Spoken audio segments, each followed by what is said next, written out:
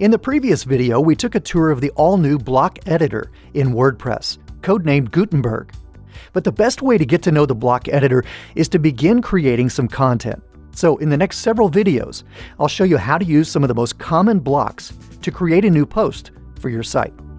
From the toolbar, you can simply select New Post from the drop-down menu to enter the post creation panel.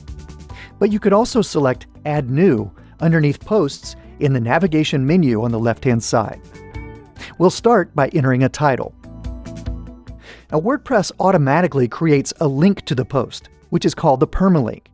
This is the URL or the web address where visitors will view your new post once it's published.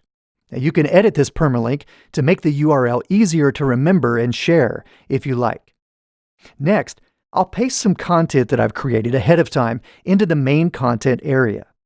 And because the text that I pasted contains multiple paragraphs, notice that Gutenberg has automatically created individual paragraph blocks, indicated by the name in the top right-hand corner. To split a paragraph into multiple blocks, just place your cursor anywhere within a paragraph and click Return. Hovering your mouse over the left-hand side of the block reveals buttons to quickly move a block up or down the page. Or you can drag and drop the blocks into any order you like. Clicking inside a block reveals the formatting toolbar, which will change depending on the type of block we're editing.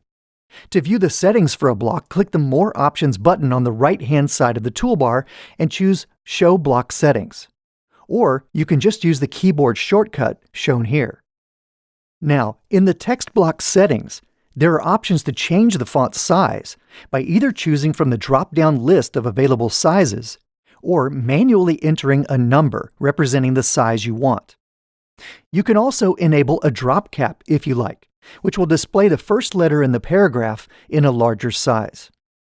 But there are also color settings that enable you to choose a different background color or even change the color of the text itself. If you know exactly which color you want to use, you can open the color picker and then manually type the hex code here.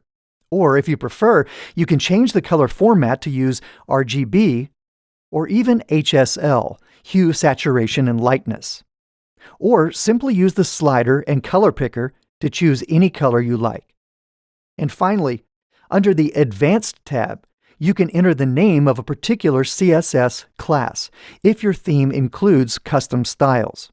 Now, you may rarely, if ever, have a need for this, but if you do, you'll know where to find it.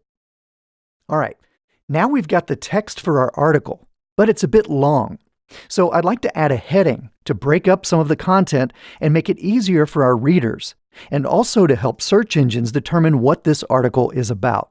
So I'll hover my mouse at the top of the block where I want to insert the heading, and then click the button to add a new block. In the pop-up, I'll choose the heading block, and then I'll type some text. And finally, we can choose from the various heading levels, H2, H3, H4, etc. Now, these are meant to organize your content hierarchically or outline style.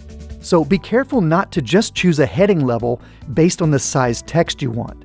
In fact, it's probably worth mentioning that all the typography used throughout your site is determined by your WordPress theme. Now later, I'll show you how to customize your theme, but there isn't a built-in method for choosing different fonts within the WordPress editor itself. All right, now we've got a good start on our article, but so far it's just text. So in the next video, I'll show you how to create some visual interest by adding images.